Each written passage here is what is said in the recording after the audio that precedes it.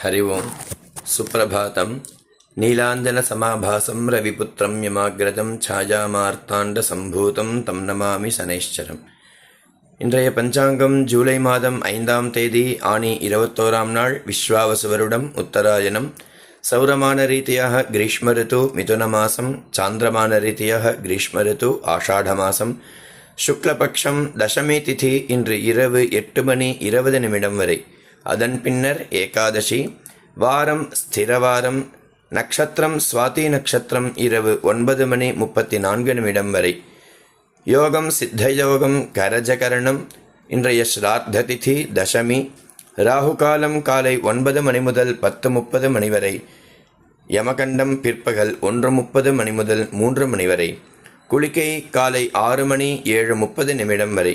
இன்றைய சூரியோதய நேரம் காலை 6 மணி.